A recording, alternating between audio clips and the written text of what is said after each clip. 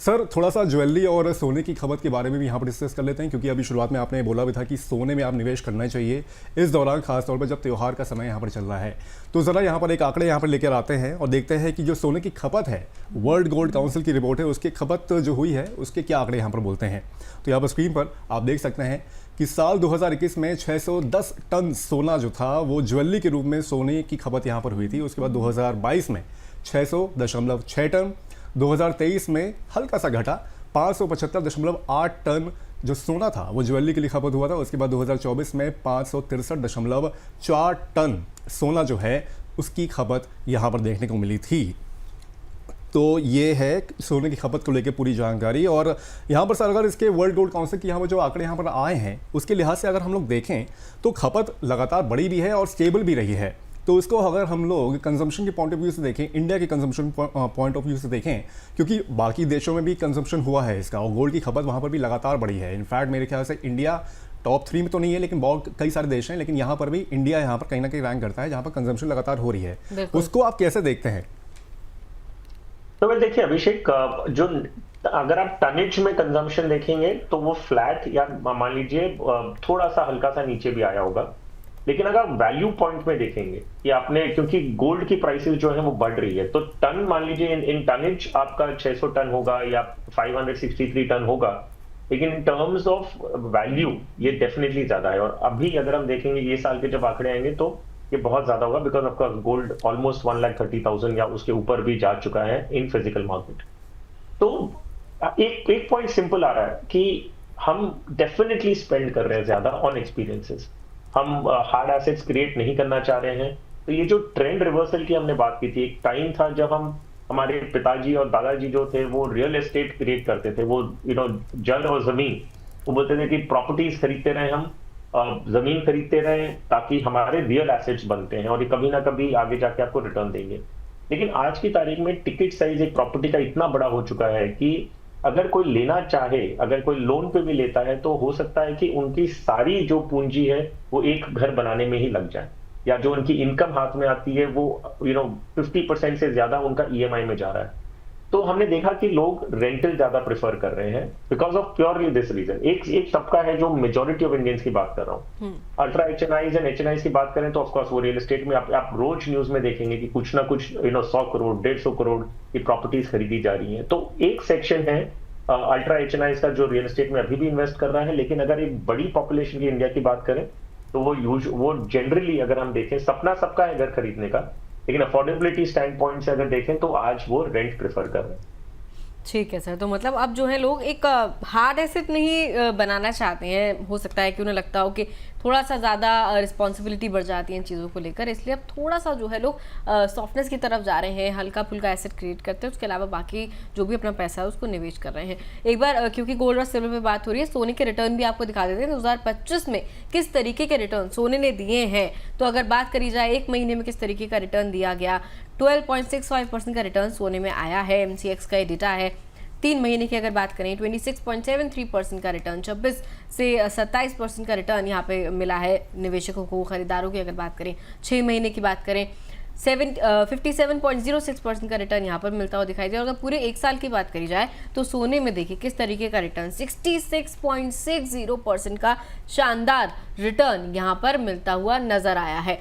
Sir एक सवाल ये भी रहेगा कि दिवाली के अवसर पर गोल्ड खरीदना सर शुभ माना जाता है, सोने में निवेश के लिए एक तो क्या ये सही समय है, दूसरा क्या डिजिटल गोल्ड को भी एक ऑप्शन रखा जा सकता है सर? क्योंकि बहुत सारी चर्चा में हम सुनते हैं कि ऑथराइज नहीं होता है, थोड़ा सा उससे बच के रहना चाहिए, उसके बजाय जो है ईटीएफ की तरफ चले जाएं या फिर फंड्स की तरफ चले जाएं। सर इस पर भी थोड़ी सी सर रोशनी डालिए। खास तौर पर सर इस वक्त भी कि जो रैली अभी यहाँ पर देखी गई है वो भी काफ़ी बम्पर आ चुकी है, तो ऐसी सिचुएशन को ध्यान में रखते हुए क्या अभी सही वक्त है एक तरह से इसमें निवेश करने का? तो वेल एक्चुअली ये एक $1 मिलियन क्वेश्चन बन के रखा है कि गोल्ड और सिल्वर में अभी करें क्या, क्योंकि इक्वल नंबर ऑफ फैक्टर्स हैं जो आपको कह रहे हैं कि यहां से भी तेजी दिखती है, क्योंकि इकोनॉमिक टर्मोइल है, टैरिफ्स की बातें हो रही हैं, हम डॉलर की वीकनिंग की बात कर रहे हैं, बहुत सारी चीजें हो रही हैं। सेंट्रल बैंक्स जो है वर्ल्ड ओवर वो गोल्ड खरीद रही हैं। और ये हुआ क्यों? क्योंकि अब वो डॉलर पे जो डिपेंडेंसी था रिजर्व्स के लिए, वो डॉलर का डिपेंडेंसी कम करके वो गोल्ड की तरफ जा रही है। तो जो बाइंग हो रही है सेंट्रल गवर्नमेंट्स की, आप और मैं, दिव्या, अभिषेक, जो हम खरीदते हैं, ये इसकी कोई मतलब इतनी कोई फर्क नहीं पड़ता जितनी जब सेंट्रल बैंक्स आके खरीदती हैं। तो सेंट्रल बैंक्स 100 टन 500 टन खरीदती हैं, तो उससे फर्क पड़ता है प्राइसेस में। आपके मेरे 100 ग्राम 5 ग्राम 10 ग्राम खरीदने से कुछ नहीं फर्क पड़ता। तो हमारी जो चिंता है वो ये है कि जो central governments across the world है वो अभी भी खरीद रही है, और वो इसीलिए क्योंकि वो ग्लोबल टर्मोइल समझते हैं, जियोपॉलिटिकल सिचुएशन जो रखी है, वो अपने रिजर्व्स बढ़ा रहे हैं। अब ये सिचुएशन में आप क्या डिसीजन लेंगे? आप ये कहेंगे कि मैं नहीं, गोल्ड बहुत बढ़ चुका है, मैं अब गोल्ड से बाहर आ जाता हूं, जितना मेरे पास था बेच दे। पता चला इसके बाद भी 20% ऊपर बढ़ गया, तो सोचिए कितना दुख होगा कि आप आज जो बेच दिए और वो फिर और 20% बढ़ गया, और उसकी उसकी पॉसिबिलिटी बहुत ज्यादा है। एट द सेम टाइम कोई भी चीज अगर 65-70% ग्रो करती है एक साथ एक साइड में, तो क्या कभी कोई छोटा करेक्शन भी नहीं आ सकता? तो ये भी पॉसिबल है कि हम एक बार का एक करेक्शन देखें कि थोड़ा ईज आउट हो गया, थोड़ा ब्रीदिंग स्पेस मिलता है कि भाई इतनी तेजी से गोल्ड बढ़ा है, तो एक बार का 5 या 10% का करेक्शन आ जाए। अब प्रॉब्लम यह है कि ये करेक्शन आएगा कब? 1,30,000 पे करेक्शन 10% का आएगा कि 1.5 लाख जाने के बाद 10% आएगा, ये हमें पता नहीं है। तो एक्चुअली इतना इंपॉर्टेंट क्वेश्चन है ये, जिसका कोई जवाब नहीं है। आई थिंक एक लॉजिकली अगर आप सोचेंगे तो आप कोई डिसीजन नहीं ले पाएंगे। आई थिंक आपको ये अपने आप से ही अपनी गट फीलिंग पे जाना होगा कि आज मैं अगर गोल्ड खरीद रहा हूं, तो मान लीजिए फिजिकल मार्केट में 1,30,000 रुपए का है, मैं आज ले रहा हूं, ये हो सकता है 10% गिर भी जाए। आपको अपने माइंड में ये सोचना है कि कितना नीचे जाने से ज्यादा से ज्यादा जाएगा, उसका नया बेस क्या बनता है, न्यू लो क्या बनेगा। तो जो हमें बुलियन मार्केट के पार्टिसिपेंट से एक समझने की कोशिश की, तो उन्होंने क्या बताया कि अभी ऐसे लग रहा है कि 1,10,000 रुपए के नीचे गोल्ड जाएगा नहीं। तो ये वो मान रहे हैं कि नया बेस है। तो आप अभी उससे कैलकुलेशन लगा लीजिए कि मैं 1,30,000 पे ले रहा हूं, हो सकता है गिरने के बाद ये 1,10,000 तक आ जाए, बढ़ेगा क्योंकि सेंट्रल बैंक अभी भी खरीद रही है वगैरह, तो वो जाने के लिए 1,40,000 1,50,000 भी हो सकता है। तो यहां से 20,000 रुपया प्लस माइनस आपका रेंज है। आप जहां कंफर्टेबल है, आपका दिल क्या कहता है, आई थिंक वो लेना चाहिए, क्योंकि कोई भी फैक्टर्स आप अगर अपना कंसिडर करके अपना दिमाग लगाएंगे, कोई डिसीजन नहीं ले पाएंगे आप। 20 से 50,000 रुपए की जो रेंज सर ने बताई है, उसको ज़रूर ध्यान में रखते हुए आप उसमें निवेश कर सकते हैं। हालांकि इसमें करेक्शन आएगा कि नहीं ये तो भविष्य के गर्त में है, लेकिन अगर देखा जाए तो फिर कमाल की इसमें रैली देखने को मिली है। और यहीं इसी के साथ अगर चांदी की भी अगर हम लोग बात करें तो उसमें भी धमाकेदार एक तरह से रैली देखने को मिली है, और रिटर्न्स जो है वो बम्पर रहे हैं। यहाँ पर आपको हम बता देते हैं कि जो चांदी का रिटर्न रहा है पिछले एक साल में, उसकी यहाँ पर तुलना कर लेते हैं कि 31 दिसंबर 2024 को अगर आप देखेंगे तो 87,233 रुपये प्रति किलो उसका भाव था, और अभी करंटली अगर आप देखेंगे तो 14 अक्टूबर 2025 को 1,62,700 रुपये प्रति किलो इसका भाव है, और ये लगातार बढ़ भी रहा है। और उसमें वृद्धि आप सीधे सीधे देख सकते हैं 86% और 90% के आसपास भी इसमें जाने की आशंका पूरी बनी हुई है, और इसमें लगातार रैली बन रही है। बिल्कुल सर, ये तो आपने बोला कि इस चीज़ का कोई एक आंसर नहीं है कि गोल्ड में कब निवेश करें, कब खरीदारी करें या फिर कब बेच दें, क्योंकि ये तो इंसान अपनी सुविधा के हिसाब से देखता है और भाव लगातार बढ़ रहा है। तो मुझे तो लगता है इनफैक्ट कि बेचने की बातें अभिषेक जी बहुत कम होती हैं। अगर गोल्ड को लेकर आदमी चाहता है कि खरीदता ही रहे, क्योंकि भाव तो हम बढ़ता हुआ ही देखते आ रहे हैं अब तक। सर अगर वही चांदी की बात करें, सर इस दिवाली गोल्ड वर्सेस सिल्वर निवेश के लिए कौन सा ऑप्शन आपको सही लग रहा है?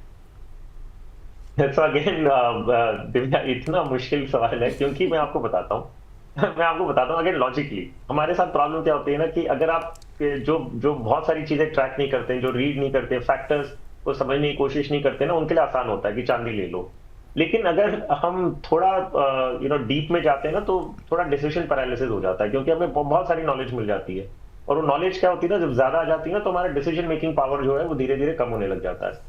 तो ये स्टैंड पॉइंट से आपको बताता हूं। अभी अगर हम गोल्ड टू सिल्वर रेशियो देखें, जो ये रेशियो जो 85:1 था, वो अभी आ गया करीबन 80:1, कि हमें ये gold silver ratio, I am assuming कि ये सभी दर्शकों को भी पता होगा, तो मैं ज्यादा डिटेल में नहीं जा रहा हूं।